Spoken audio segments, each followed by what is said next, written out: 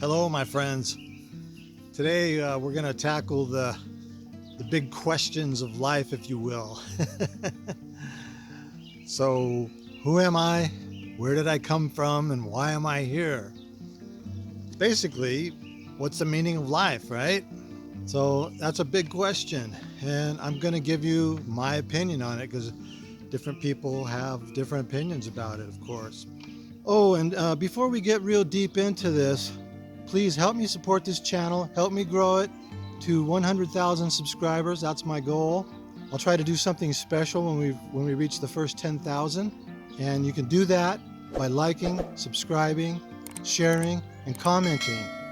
That helps the algorithm understand that it needs to show this to more people. Thank you so much.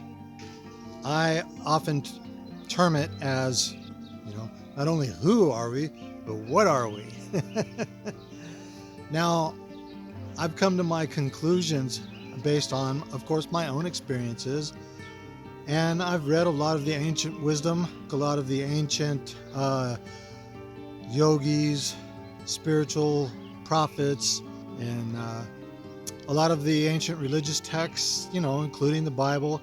I came through Christianity, and I studied all the history of that. I've studied the history of the Hindus, the Buddhists, and I've touched on a lot of the other world religions, ancient shamanism, that kind of thing. And here's what I've concluded. I have concluded that we are eternal, infinite beings, amazing, incredible beings, without beginning and without end.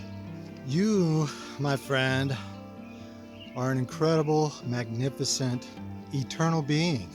You have incredible power that you don't even realize.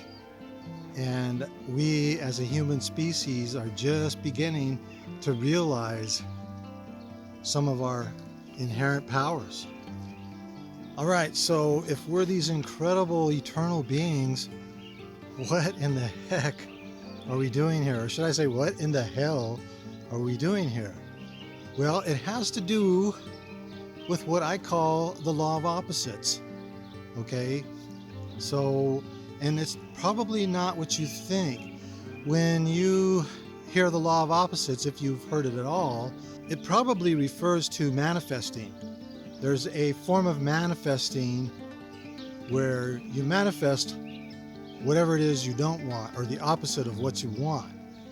And there is truth to that, because we're manifesting all the time, but we're often manifesting things that we don't desire consciously, but we manifest what our subconscious truly wants.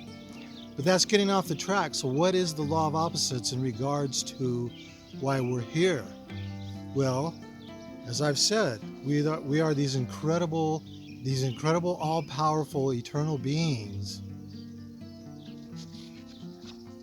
I got a bee buzzing me, and I guess it doesn't want me to spill the secrets of the universe.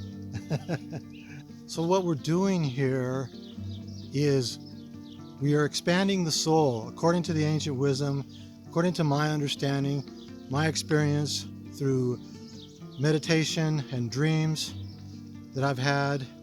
And we do that by coming here and experiencing what we're not. We come from a place of eternal bliss, of love, of peace, of harmony. And we're experiencing the opposites of that in many ways here in this life. But that's not the only reason we're here. We're not here just to experience pain and suffering. That's a part of it.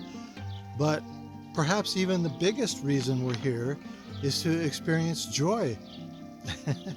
That's part of the meaning of life. Okay, we can only experience things here that we can't experience on the other side. Some of you may have heard this analogy before, and it's kind of like you can't really appreciate sitting in a nice, cozy home next to a roaring fire, sipping your favorite hot beverage with a loved one or friends or family, unless you've been out in the bitter cold before. And so, to me, to my understanding, and this could change with more knowledge, that's what we're doing here. We're here experiencing the opposite of who and what we are and where our true home is, so that we can more in depth fully understand it and fully appreciate it. I know it doesn't make total sense to our limited earthly brains and minds, so to speak, because we're very limited here. But from an expanded perspective, we will gain all the benefits of having this experience here. Now, one of the things that the ancient wisdom teaches, including the Bible, it's in the Bible too. I know a lot of people don't believe that, but it's in there. We do that through a process of many lifetimes here. A couple of books you might be interested in reading that I've mentioned before in other videos. One is The Journey of Souls by Dr. Michael Newton, and it talks about how we have soul groups, kind of like-minded souls, and we incarnate into this life with that same soul group in many different roles, so to speak. You know, like you might be the mother or the father or the son or the daughter, or, you know, close friends or business partners for whatever reason. Okay? And we help each other learn the lessons that we choose to learn. We plan our lives out, or at least we plan lessons that we're going to learn, but we do have free will, and so it's not like every detail is planned, but we plan to learn certain lessons in each lifetime, and our soul tries to help move us forward in that way, or our higher self, if you will. You could even call it your Father God, but it's a part of you. And even the scriptures say, I am in you, and you are in me, and I am in the Father, and so on. That's one of the teachings of Jesus. And the Buddhists taught this too. The entire kingdom of God is within you, so to speak. If you want to look at it from some of the ancient wisdom and the biblical scriptures point of view, there's lots of ways of saying it. Like I said, I came through Christianity, so I know the scriptures very well. And I see all those teachings in there in metaphor. Now, I've had the experience through meditation of being one with all things. And so I know that we are all a part of the source, or God, if you will. And we have all the inherent powers of creation that created this world, this universe, so to speak. They're just dormant. They lie dormant in us. As we develop, some of those powers become more evident. And the power of manifestation, which we're doing it mostly passively through our subconscious. And we are programmed as children with all the negative aspects of this life, and we have a lot of it backwards. And that's why you don't get what you want consciously, because you have all these subconscious thoughts that it doesn't work that way, you can't have that, you weren't born into a life of privilege or rich or what have you, you don't deserve it. All sorts of things are in there that were programmed into us as children, most of it before the age of 7, because children before the age of 7 are like a sponge. There's no filters, and they're being programmed by their parents, their teachers, and whoever they're around through those formative years. Once you become aware of this, you can change your life to a life of peace and love and abundance. You can change that programming. Sometimes it's difficult, but a lot of the difficulty is in our beliefs that it's difficult, if you can wrap your mind around that. This is how you control the matrix, so to speak. It is very much like the matrix. The matrix is a great metaphor for the world we live in. This is the dream life, according to the ancient wisdom. This is the dream. And if you listen to or read any NDE experiences, the vast majority of them will say that that world, that the other side seemed far more real than this side, and this side is what seemed like the dream. Which, again, that's hard for our earthly minds to wrap around that concept, because to us, man, this is reality. This is what happens. We're just victims. It's what happens to us. But it's all in our minds. It's like we're in a prison of our minds, you know? But there's no keys, the door's wide open. You just got to walk through it. And that comes with realization and understanding. And some of the ways you can do that is through prayer and meditation and different disciplines that help open up the spiritual or divine side of us, so to speak. The thing to remember is that you are the operant power in your life. You are creating and controlling everything, mostly unawares. That's why it seems like you're a victim of circumstances.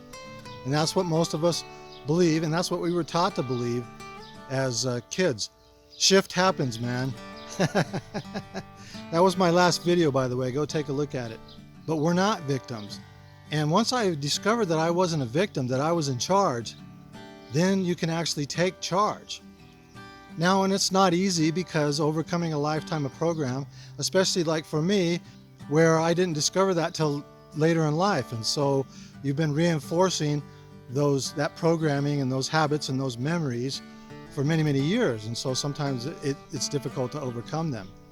But again, that's part of my programming. It's difficult because I believe it's difficult. In fact, there's even a scripture where Jesus basically says, don't you know if you believe it, it'll happen? Okay, I'm paraphrasing, of course. But you can have that life of abundance and peace and love and joy despite what's going on around you, despite the world seeming to be in turmoil and so on. And there's another scripture that says something to the effect that if you stand in the holy place, and I add within, the storms of life can be raging around you and it won't affect your peace. Now, I've experienced that to some degree, and I'm working on being there permanently in this life and then moving into the next life. That's another important point. People say, well, how come so many NDE experiences are all different? Well, they're different in a lot of ways, but there's several reoccurring themes in the vast majority of them. But they're different because of your belief systems. Because just like we are creators here, we're creators on the other side. So people see what they expect and what they believe, not necessarily consciously, but subconsciously. Because people say, well, I was an atheist, I didn't believe in God, and I saw Jesus when I went to the other side. Okay, and through my research and study, I've often found that those people were raised in a religious home of some sort, and they were taught about Jesus and so on, or some of them were even Christians originally, and then they discovered all the contradictions in the Bible and they became atheists. On a side note, the Bible is one of the most fantastic teachers in the world, but not in the way that most traditional Christians believe. It's a metaphor for you, for your life. There's many, many metaphors in it, such as Jesus being your divine self and Satan being your animal self or your carnal nature. Okay, if you look at it from that perspective. And the same thing, especially the Old Testament, there's some ugly, nasty things that happen in the Old Testament, but that's what's going on inside you. Okay, like for instance, one of the biggest contradictions is God, the 10 Commandments, thou shalt not kill, except for those Amalekites over there, including their men, women, children, and even their animals. Well, that's a huge contradiction. Wait a minute. Oh, but they were evil and wicked, so some external anthropomorphic being who you believe to be the creator can command that, and it's okay to kill. Otherwise, it's not. Well, that makes absolutely zero sense. It's either okay to kill or it's not okay to kill. All right? But it makes sense when you see it as a metaphor, and the metaphor is all those evil, wicked people that you're supposed to eradicate are all your wrong and negative thoughts within you. They're a representation of that. So you're supposed to cleanse the Holy Land, right? So you can go and live in peace and harmony. And so that's one of the things that you're doing by overcoming your programming, your childhood programming, that you're a victim of circumstances, that everything is bad and evil and you're supposed to suffer and do all these things. It doesn't mean you're supposed to go kill and commit genocide on whole nations. That's not how it was intended. But it was given to a primitive people and put into personification to bring home the message. But of course, they didn't get it. And a lot of postmodern Christians still don't get it. And I didn't get it for a long time either. I'm not judging them. I'm not judging anybody. And Christianity, it was good for me. It's been good for a lot of people. You know, the basic principles that it teaches to love and forgive and so on, and treat each other as you would want to be treated, that kind of thing. It's all good, okay? Unfortunately, a lot of self-proclaimed Christians don't practice some of that stuff. Again, not judging. I was there once too. And so that's the key point. So that's all part of the drama of being here and experiencing the opposite of who and what we are. Okay? And to me, that's the eternal meaning of life. Now, I don't claim to fully, completely understand it, because we are limited here in this world on what our brains can actually comprehend. Okay? But when we get to the other side, we have an expanded view of things. Now, I've gotten glimpses of that expanded view by going to the other side, so to speak, through meditation, through dreams, through out-of-body experience, and that sort of thing. And so you don't have to die to have an NDE type experience. You can do that through OBE, meditation, lucid dreaming, that kind of thing. I've had some pretty profound spiritual experiences through doing some of those things. All right, my friends, I'm going to leave you with that. I hope that this made some sense to you. Please like and subscribe and share and leave comments. That helps the algorithm decide to show it to more people, and I appreciate that. If you want to support this channel, peace out.